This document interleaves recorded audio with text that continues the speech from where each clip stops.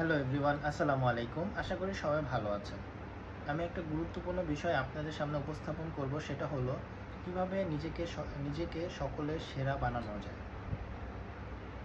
এর কিছু গুরুত্বপূর্ণ কৌশল রয়েছে। চলুন দেরি না করে শুরু করে দেই কিভাবে নিজেকে সকলের সেরা বানানো যায়। 1 নম্বর হলো ব্যবহারিক বংশের পরিচয়।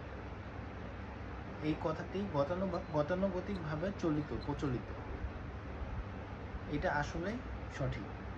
একজনের সাথে ভালো ব্যবহার করলে সে অবশ্যই তাকে ভালো চোখে দেখবে। ব্যবহার কিন্তু আমাদের ভালো করতে হবে, এটা মাস্ট, প্রথম দিক নিজেকে সেরা করার জন্য। দ্বিতীয়ত হলো কিছু সাধারণ ভদ্রতা ছোটবেলা থেকে আমাদের গড়ে তুলতে হবে। যেমন কোনো অনুমতি নিয়ে কিছু ধরা, কারো জিনিসপত্র ধরা, অনুমতি নিয়ে করলে সে ভাববে এই অভ্যাসটা গড়ে তোলা ভালো। বড়দের সম্মান করা, এই অভ্যাসটা কিন্তু সকলের চোখে ভালো। এই অভ্যাস গড়ে তুললে নিজেকে সকলের সেরাও করা যায়। তৃতীয়ত হলো সত্য কথা বলতে হবে আমাদের সবসময়, কারণ সত্যবাদীকে সবাই পছন্দ করে। সত্যের কথা বললে, সবসময় সত্য কথা বললে মানুষের মধ্যে বিশ্বাস অর্জন হয়। এই বিশ্বাস অর্জন করাটা একটা বড় গুণ, তাই সবসময় সদা সত্য কথা বলতে হবে। এর পরের ধাপ হলো অন্যের ঝামেলায় নিজেকে জড়ানো যাবে না। যদি আমরা অন্যের ঝামেলায় নিজেকে জড়াই তাহলে নিরপেক্ষ অবস্থান নিতে হবে।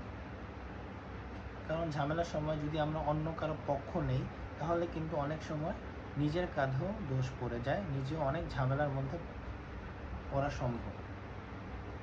তাই নিরপেক্ষ অবস্থান নিতে হবে অন্যের ঝামেলায়। সুন্দরভাবে কথা বলার গুণটি কিন্তু আমাদের অর্জন করতে হবে। অনেকেই আছে সুন্দরভাবে কথা বলে, এতে কিন্তু মানুষের আকর্ষণ পাওয়া সম্ভব। তাই সুন্দরভাবে কথা বলা আমাদের অর্জন করতে হবে।